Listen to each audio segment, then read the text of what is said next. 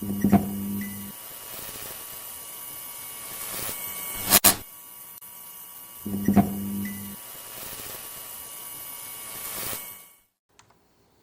up, everybody? Pete here from Spawn Fly Fish, coming at you today from an actual sunny Ilwaco. And today we're going to talk about something pretty important: eggs. I know some of you are thinking, wow, eggs are pretty expensive right now, but what better time to learn how to tie your own eggs? Different egg, but still same effect. So we're going to tie an egg today. Simple, fast, effective. All right, everybody. So for this egg fly, in the vise we've got the Core 1167, and we've talked about this before in another fly. This has become one of my favorite hooks, simply the hook bend and hook gap. So I'm a big fan of like the 1120 series with the scud hook with that bend, and this same hook gap has transferred into the 1167. Just that little bit of platform space in the front toward the hook eye, I'm a big fan. For the bead on this, simple, just a mottled tactical tungsten bead from Hareline. This is orange, size 5/32. And then that 1167 is a size 8. This is going to be a simple, quick, easy egg fly, and you're going to love it. So let's solidify that bead. Some weighted wire, non-lead, 0.015. I'm looking for 8 wraps here. And it's, again, not so much the weight of it as it is a spacing issue, and from there, again, it's just going to hold that bead in place. So that's why we're doing it. Trim off both front and back edge there using curved portion of your dedicated wire cutting scissors that I know you all have on your nice tying desk. And then after that, simply push the weighted wire into the back of the bead. Let's get some thread started. Veevus 140 fluorescent orange today. Big fan. Again, super bright. Fish aren't going to miss it. They're going to see it. And incredibly strong, which is what we need. A couple series of X wraps here. 45-degree angle up, 45-degree angle back. Third pass, I'll come in with touching wraps and really crank all those wires down. Now, nothing is going to move on my fly. All right. At this point, I want a little tail coming out of this. So I do have an Aqua Glow crazy leg. One. Yep, just one.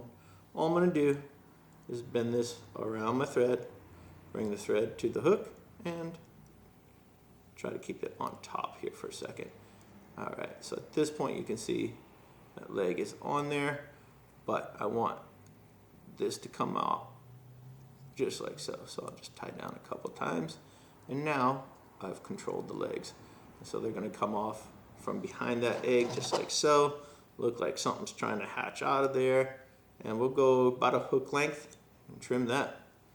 So this is going to be coming out of the rear portion of that egg. So this would be the leg of the egg. All right, what are we going to do for this egg? I told you it's going to be pretty quick and simple. Here we go. Squishenille from Hareline, and this is the UV fluorescent orange. This is size small. This stuff is pretty bulky when you tie it in. So if you can, save yourself some frustration. Go ahead and trim a little bit of that rubber out of there just to give yourself a little bit of a better tie-in spot. And so that's what I'm working with now instead of all that bulk. So I'll grab that core, as you can see it's exposed there, and just tie this in. I don't know about you, but I'm working up a sweat here. This is so difficult. All right, you ready? And now, just like any other chenille, let's start wrapping this thing. And this is where that hook gap is so critical on this fly. Do you see it? That's 2 wraps or so. This little space here is really the most important thing right now. No more wrapping the chenille. Simply tie it off, maintaining that little bit of gap behind the bead. And you'll see why here in just 2 seconds.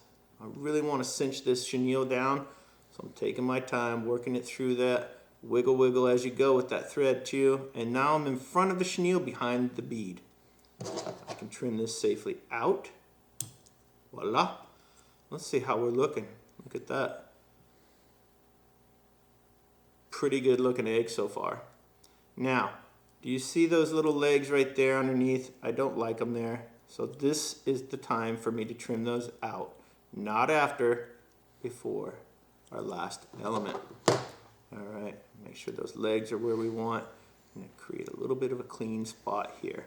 Now, a lot of you, if you fish eggs, you know that when the milt is on those eggs and dried and then a leg dislodges from the bottom of the river, it's gonna look like ghostly white covered and all this good stuff.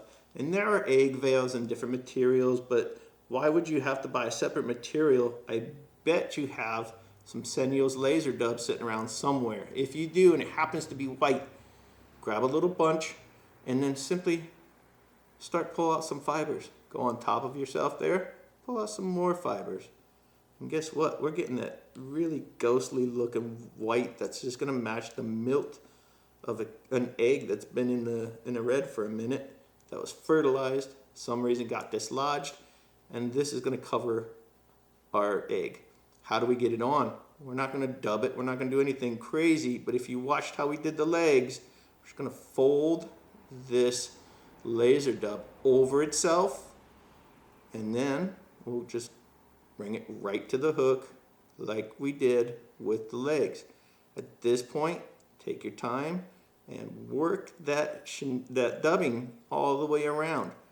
And there we go. Now I can manipulate it just a little bit more. It's trying to catch that hook point, which I don't blame it. It's a grabby hook. So now I'm pretty happy with the distribution of this laser dub around, excuse me, it's sticking to me, around the hook. So I'm just gonna go ahead, make a clean thread neck there, and whip finish. Told you it'd be easy, quick. There's one. I'm gonna go ahead and add a second whip finish here because this thing is going to get chewed up quite a bit. All right. And trim carefully. Leave all that laser dub on there if you can. Just real quick, we're gonna kiss this, all the thread wraps with some hard head clear from Loon.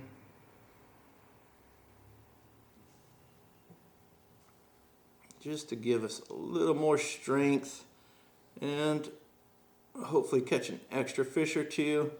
If you're not using head cement on those thread wraps, well, I highly suggest it. All right, thread wraps are sealed. Now, what about this laser dub?